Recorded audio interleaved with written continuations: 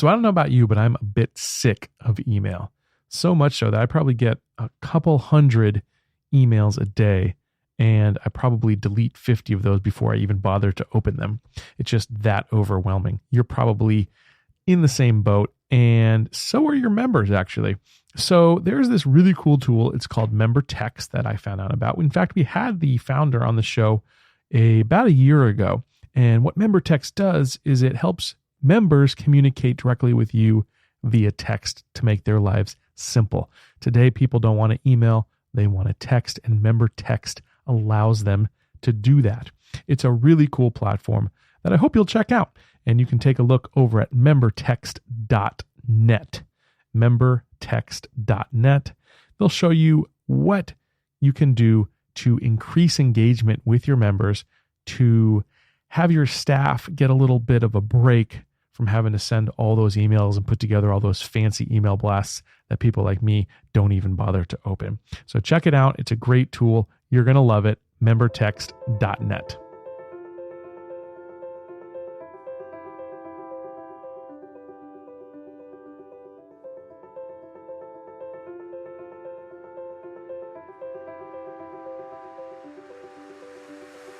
Welcome to Private Club Radio, your weekly source for industry education, news and discussion. Broadcasting from Tampa, Florida, ladies and gentlemen, here is your host, Gabriel Aloisi.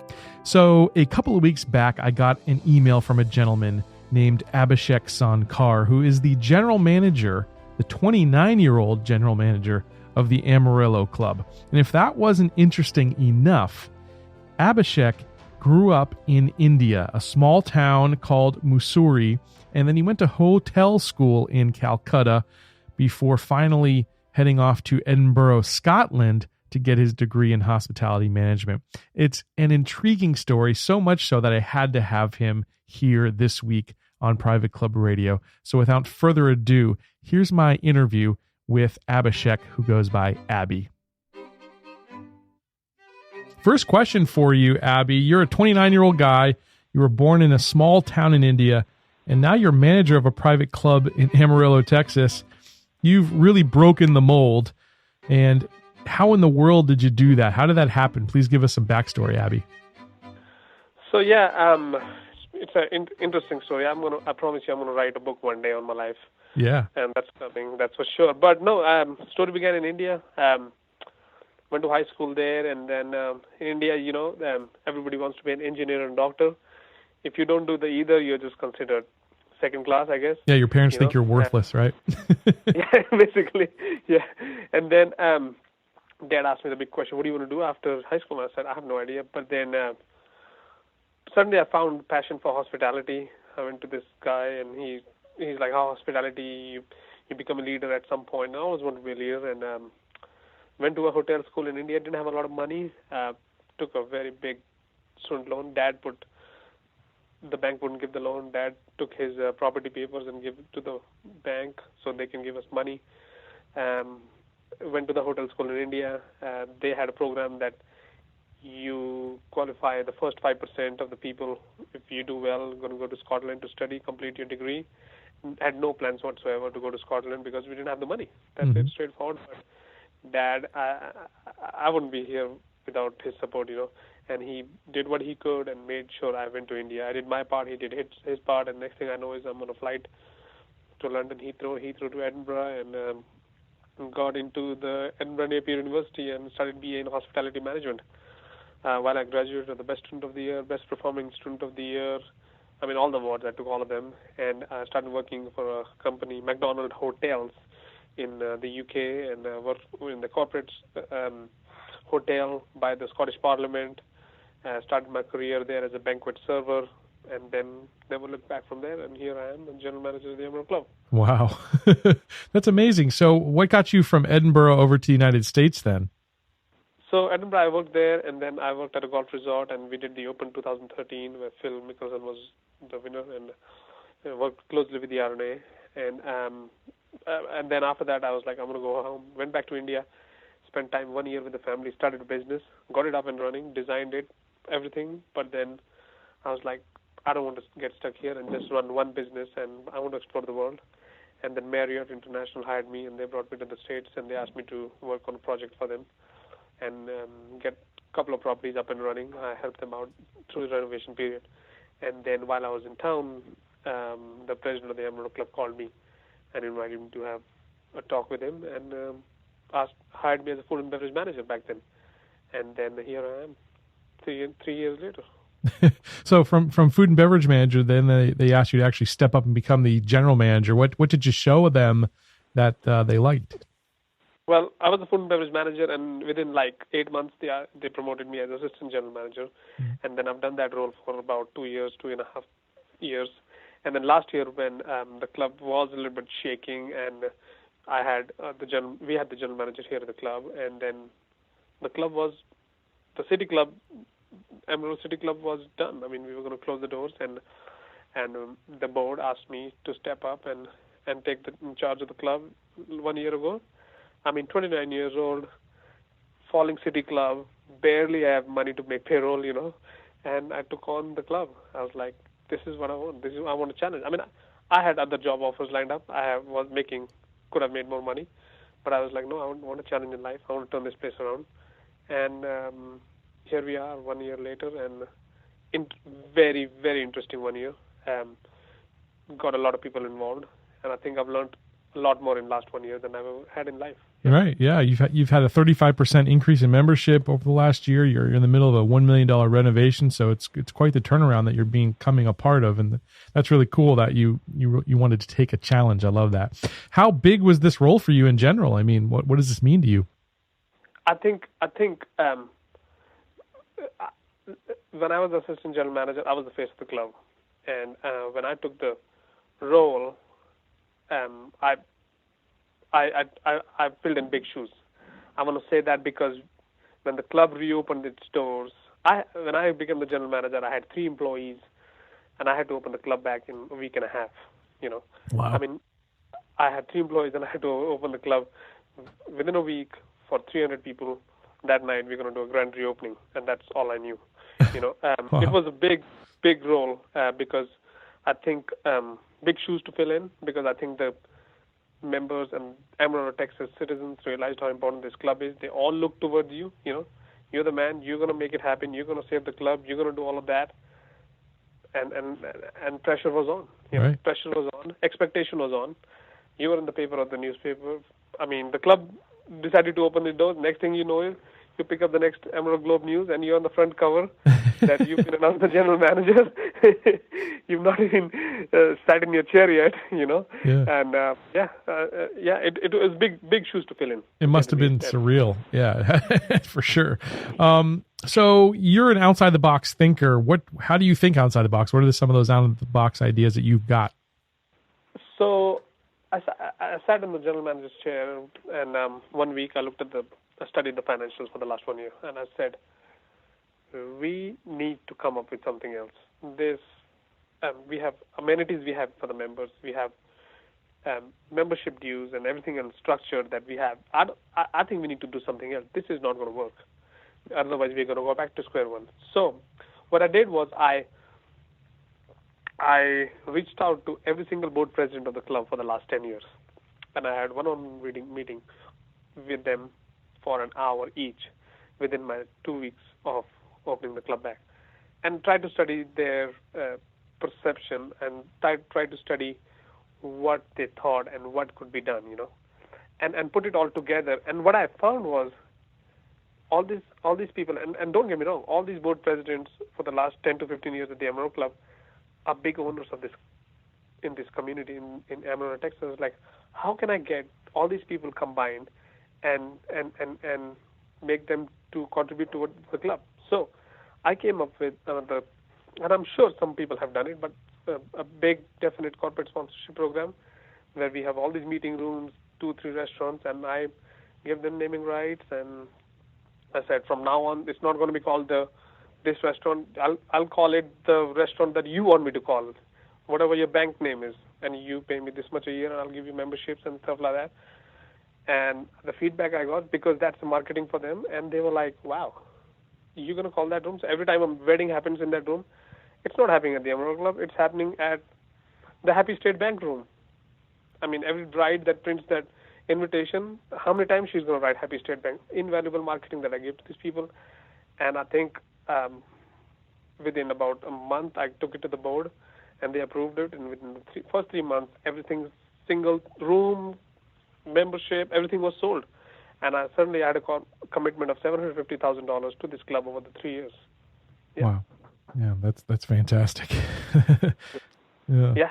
Wow. I mean, everybody was ready to help, but I had to put it together where it made sense, and it offered something to them, and it obviously it valued to the club and increased membership, and we got some. Everybody had to win in the situation, and I'm glad I sat down with a couple of good people, two past presidents of this club, and they helped me put this together, and I said, Abby, you got it. And this is how we're going to do it. And I structured it, took it to the board. Board approved. Before even I got at the board meeting, I sold one of the bars. I named it that bar, his company's bar, and I sold it before even I got at the board meeting. Nice. Yeah, I love that. You got not instant, but you got buy-in from the members. How did you go about doing that as a guy from another country coming in? How did you get that buy-in? I think one of the things that you can understand is Amarillo, Texas is in the middle of nowhere, Mm-hmm. And we have our own sustainable environment. So the community is very close, We have 200,000 population here in Amarillo, Texas. And I think one of the things that happened when the club was closing was people realized how important this club is to this town. And my job was to make everybody understand how important this club is. We've been around since 1947. We cannot close this club. We are going to make this work. And I got one of the things that struck me, and I read this book that my mentor gave me, is how to get the community involved in a club environment, and big business owners and stuff like that. And we talked to them, and I had about 72 meetings in the first 2 months. I started this program and made them realize how important this club is, and Amarillo to not just to downtown Amarillo, to the city and its citizens, And then because we are a progressing economy, we have great cattle business here, oil money is here. I think it's only fair and for the city to have a very nice city club, and everybody agreed with me. We are in the tallest building here in Amarillo, Texas, 31st floor we are on, and everybody realized the importance. But that community involvement is one of the things that I focused on, and I think that paid off. Yeah, it sounds like it did for sure. What was some of that community involvement? I mean, did you get in and help out with some of the local charities, or what kind of stuff were you actually doing? No, I think what I did was I invited people to the club, like some of the boards of some banks or something like that, inviting them to lunch and talk about the club, mm-hmm. talk about how we can utilize the club more better for them, and how can this club help them. Obviously, make a relationship where I sign up all the executives and vice presidents as members of the club, how they can use the club facilities for betterment of their business, because there has to be something for them as well, Sure. It's not just about the club. Yeah. So how I made them realize how it's going to be valuable for them to use the club facilities with the amenities we have, and again, with the Amarillo Club names, if you join a name, you're going to be known in town, and that's what I make them believe. I think that was a big thing as well. Yeah. Yeah, that's branding. That's great, Abby. That's awesome. That's branding. I think every business wants that. Sure. I guess every business wants that. And I think with the city clubs, and it's not just us. I think we've seen a little bit of thing with the city clubs. I think that's something we had to think outside the box, and I wanted to think outside the box, and I'm glad I got to speak to the right people who guided me in the right direction, and we brought something new to the table, and of course it was an experiment. Of course it was something new. I hadn't tried. Nobody had tried. Nobody gave me a book. Hey, read this. This is going to make the Amarillo Club work. But we had to try new things. It was not going to be the same old thing, but I'm glad we did. That's awesome. Well, now the book exists. It came out a year later, the book that Michael Crandall and I wrote. So ABC's of Plutonium Private Club Leadership. There's your little plug for the day. What other specific steps went into reviving the club, especially considering the club's been around since 1947? Yeah. I think few things that we did was we had to get limelight. What we needed the club to be in the limelight in the town. We couldn't let it slip away from the media, from the social media, for everything. So what we did was, what I thought was, we need to attach a big name to this club. So I got a celebrity chef to be a consulting chef out of Dallas, Chef Trey Wilcox. He's been on the Today Show, and he's been by Dallas Morning. He was named by the Chef of the Year in Dallas. So I got him here in Amarillo, and he was a consulting chef for the first initial period of time. Obviously, the corporate thing worked. Renovation. One of the things that I brought up to the club was that we need to renovate the club. So, which is happening right now, and we finally got it done. But we made it relevant. We made it in the eyes of the members. We made a vision that we're going to have a brand new club in about a year or so. So yeah, a couple of things like that, and then we really focused on food and service, and I think we stepped our real game up on. I talked to the president and I said we need to make a strong food committee that can help and understand from the members' perspective, and people who have a background on food and service. We need to get them involved in the club, and not just the chef making and everybody else looking at the menu and going about it. We got the members' perspective as more keen and more active, and get it going. Yeah. Yeah. So you mentioned that you had like 3 staff when you started there. What was some of the process that you went through in trying to recruit some good people so that they could provide that service that you're talking about? Yeah, honestly, I mean, I had a week and a half. I'm not even joking with you. I have a week and a half, and we had to open this club. I had the financial controller, myself, and 2 other people, and I was like, we don't have time. I just called the local 3 channels. I said, do you have some time? I want to go on air, and we just opened the club yesterday. They were like, yeah. So I just went online on the air in the news at 10. I said, the Amarillo Club just opened, and we need staff. We need good people. We want to make this club work, and I need individuals who are going to help me make this club work. And come and see me tomorrow at the club from 10 till 2. And I did some interviews and had... How many people showed up? Out of curiosity? About 82. 82? Oh my gosh, that's wild. I mean, I didn't know other way. I had no idea. We didn't have time to advertise and wait for a week and stuff like that. We didn't have that much of time. I just went on the news and I was like, all right, we need people to make. Yeah, wow, that's wild. Well, you got that. I guess enough people in town were watching that news program that night. That's really cool.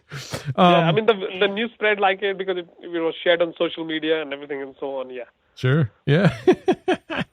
Oh my gosh. Well, the other thing that happened kind of during this time is last year, 75 restaurants opened up in Amarillo, which is pretty incredible. So how did you stay ahead of the curve? How did you keep on track? Yeah, and that's one of the challenges the city clubs face across the country, more restaurants open and all of them one better than other, And in Amarillo, Texas, downtown is reviving. We just got a new ballpark right here, double A team, and everything is going on here. So yeah, 75 restaurants are open, but I think we stuck to our strong points, which is rich history of the club, strong membership break, really private club. We stuck with our strong points, and I think. Which other restaurants don't get it, but we stuck around with that and made our food and service consistent as compared to other places. But I think we stuck with our private membership entity, and I think that's been successful so far here at the club. Yeah, it sounds like it. Well, congratulations on that success. Now, you're in West Texas. It's the beef capital of the world. How does an Indian guy who probably doesn't eat meat get along there? Fake it till you make it, I guess. No, I think I'm a Hindu by religion, and we don't eat beef, and it's hard, I have members. Hey, this steak is lovely, and this is great, and I have to eat it with my eyes, and then taste it with my eyes, and make it believe that. But it's a struggle sometimes. But I do think I have a value that I have to stand up by, and I think I'm going to stick to it. That's right. Good for you. Now there's also there's hope for you too, because isn't it those Better Than Beef is coming out and all these like I know, vegetarian beef options. Have you tried any yet? Have you tried them? Yes, I did. And I shared it online on social media, and I said, I'm finally eating one of these, Nice. Not in the right shape or form you want me to, but we're right there, yeah. Now you don't really have the context of to compare it against, but how did you like it anyways? Was it good? Yeah, it was great. Yeah. I loved it. Cool. I loved it. I really did like it. I'm not sure what the real product is, but Yeah. it's certainly beef liking. Let me put it this way.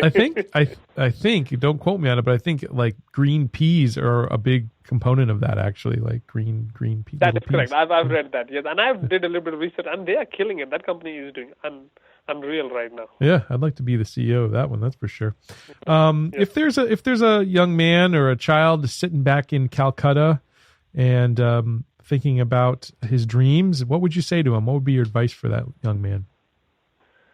Don't stop chasing your dream. Don't be hesitant. There's going to be a lot of hurdles.